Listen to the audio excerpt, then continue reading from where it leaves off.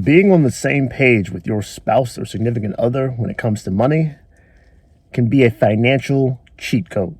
In my own marriage, I've seen this play out where because my wife and I spend so much time talking about what it is we want in terms of goals and how we're going to get there in terms of the money that we have, we are in lockstep when it comes to our finances.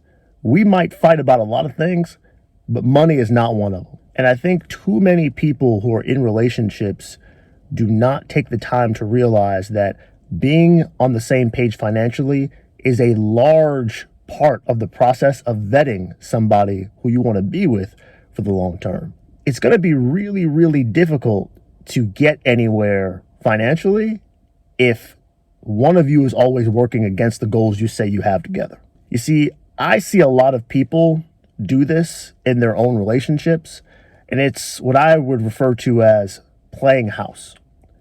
They are married in title, but when it comes to doing the difficult part of getting on the same page and then discarding everything else that does not serve the relationship and serve our unit as a family, as a group, getting rid of it.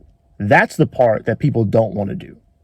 A lot of us think when we enter a marriage that our individual selves and our needs and wants are going to exist and come before the needs of the marriage.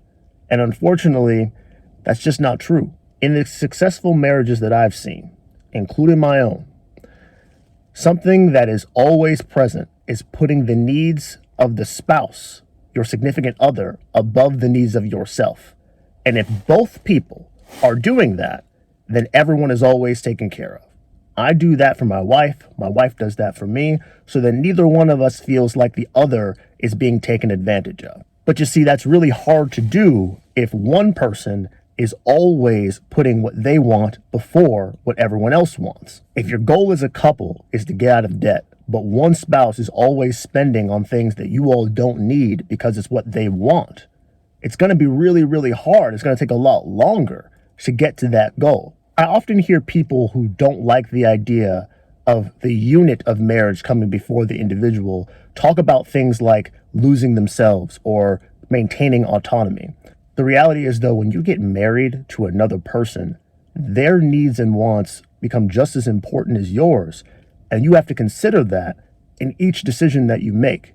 Otherwise, you're just playing house. But once you put aside the things that you individually want and start talking about the things you all want to accomplish together, that's when you really start to make some progress. You start to realize that having a spouse that you're on the same page with money, that you share everything with, becomes a built-in level of accountability that most people don't have. Again, example with my wife and I.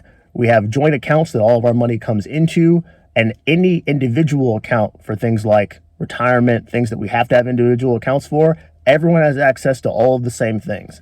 There is no secrecy, there is no mine, there is no hers, there is only ours. And that is because we are always moving in the same direction. We have one goal. That is the goal that us, our family, is trying to get to. There is nothing else. We also have a set amount of money that we've agreed to that each of us is able to spend in a month without having to necessarily talk to the other person about it. For us and our finances, I think that's about $100. But the interesting thing about that is, even if we're going to spend less than $100, most of the time we still come and talk to each other about it because we've just gotten so used to that practice that it becomes more of a respect thing now. It's just a practice that has served us well so that neither one of us ever feels like there's any secrets. We are just extremely open about what we spend because we know how hard we've worked for the money that we have. And if the other person wants to spend something on themselves, usually it's not a big deal. And saying something to your spouse before you're going to spend that money or as you're about to spend it just adds a level of clarity that really soothes all types of unease. Think about how you feel in these two scenarios. Scenario one, you get something delivered to your house via Amazon. And after looking at your bank statements, you realize that your spouse has spent $200 on said item. This is the first time you're even seeing that they spent that money. Scenario two, your spouse needs something for their business or hobby, and they say, "Hey, honey, I'm going to spend $200. Are you okay with that?" In scenario two, they are telling you they respect your opinion enough to allow you to say no, even if you guys have agreed that certain things you're going to spend money on for yourselves. It's just a matter of respect. That's all this is. And when you're married to someone, respect is a huge thing. What I've also learned through this kind of process is that when I'm about to spend money on something that I don't really need, and I know I'm going to come to my wife before I spend it, it makes me second guess whether or not I actually need it. Again, built-in accountability. If I know my wife will tell me the truth and say, do you really need that? Sometimes I ask that question of myself before I even get to her, because at the end of the day, I want to do what's best for us with our finances. That means having a balance between what we spend on ourselves and what we spend to push our family forward. And a helpful part of that thought process is knowing that I have someone in my corner who's going to tell me the truth, who's going to be honest with me when I spend money on things that we really don't need. But it only works if you're honest. And that's another reason why I feel like joint accounts are actually super important for marriages. I know a lot of people have mixed feelings on this. Some people feel as though that you should have separate accounts from your spouse because a number of things can go wrong and you don't want to be in a position where you don't have access to any funds or they are able to spend all of your funds without you knowing it. To the individuals that feel that way, I understand your concern, but I have to tell you the absolute truth from my perspective. If you are with someone who you think is capable of taking all of your money and spending it frivolously in the way that I've described, financially, you are married to a toddler. And to be honest, you probably need a level of therapy and or relational counseling that money itself is not going to be the fix for. But if you're someone who says this, who is with a loving spouse, and you still have these fears, I would put to you that what you're really suggesting is that you should be able to not fully trust your spouse because of what could or could not happen. And again, unfortunately, I think this is a misunderstanding of what marriage is a lot of times. And this is, in my opinion, why a lot of marriages fail. Marriage is not about protecting yourself. Marriage, in a lot of ways, is giving someone else the ability to hurt you and trusting that they won't. And if you don't trust that they won't, then perhaps you have not vetted the person that you're with as well as you maybe should have. Yes, people and circumstances can change, but the time to treat your spouse differently in terms of trust is when those things change, is when they show themselves to no longer be trustworthy. If the person you're with is showing themselves to be trustworthy and you're still holding them at arm's length and really putting yourself at a disadvantage financially because you are scared of what could happen, I would suggest that maybe marriage is not what you're really after. Again, you want to play house. I'm sure many people will disagree with me about that. Perfectly fine. What I am trying to describe to you is you are necessarily blocking a lot of the benefits of having a spouse who's on the same page as you if you do not join accounts. There is just something about that, having all the money in one place. We are in this together. That forms a bond with someone, again, who if you really trust, if you really believe is in this with you to the end together, which is what a lot of you signed up for when you got married, there's really no reason not to. If you've got an abusive spouse, if you've got someone who you're really worried about, then yeah, that's a completely different story. I wouldn't want to be with that person either. But then again, money wouldn't be the real problem there. The marriage is the problem. My wife and I have been married for 7 years, and we've had our accounts joined that entire time.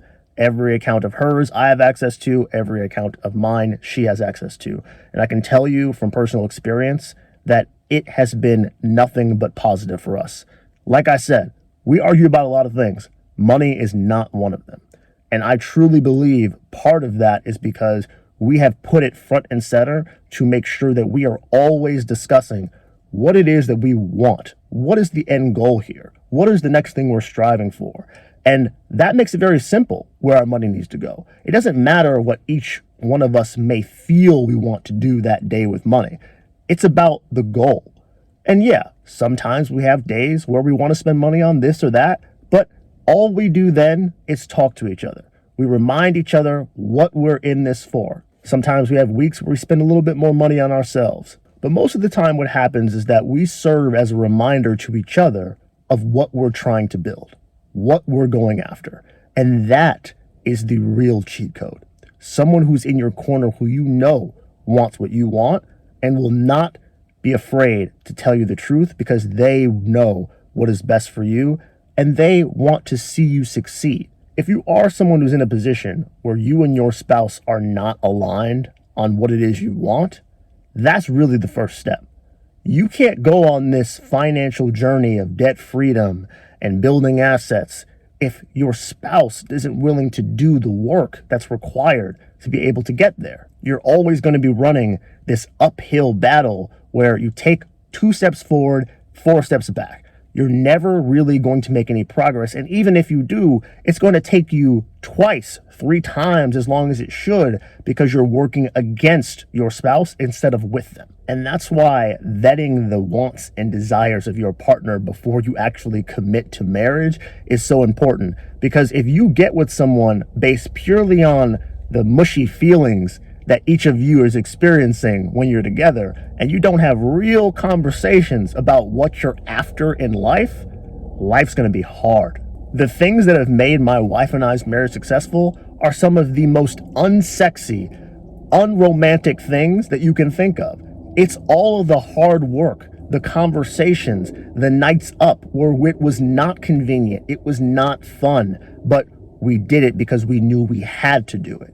That's what makes a marriage successful in my mind. And that's why conquering your money in your marriage can help you conquer so many other aspects of your marriage. Because once you learn how to organize and interact with your spouse when it comes to money, the rest of the things become a lot more clear. Not because you just understand everything a lot better, but you have a framework, a process for which to go through things you might disagree with, because now you've already done it. And from what I can see, that's what's missing in a lot of our marriages today. We don't bother to learn how to disagree. We just spend the time thinking that, well, this person's good for us today, they should agree with us today and tomorrow and the next day, and the moment they stop making us happy, then I'm done. Is it really any surprise with that kind of mentality that so many of our marriages fail? Life is already hard enough. Money is already hard enough. Don't combine your hearts and make marriage and money something that you're going to be fighting about. Conquer your money, come together with your spouse as one, and realize that it isn't always about you. Sometimes in order to get to the goals that you all want together, you have to be willing to understand that you are not the only important piece here. That's what you signed up for. That's what you said you wanted when you said, I do. So I encourage you to commit to that and realize that even though the work will be very difficult, the payoff will be more than worth it. Because while everyone else is trying to figure out how you and your spouse have conquered some of the things that most people have trouble with, you will understand that those nights that you put in the work put you in the position that you're in. So that's all for today. Let me know in the comments how you and your spouse or significant other handle your money today. And if you don't have your finances combined, would you consider it? Why or why not? I'll talk to you later.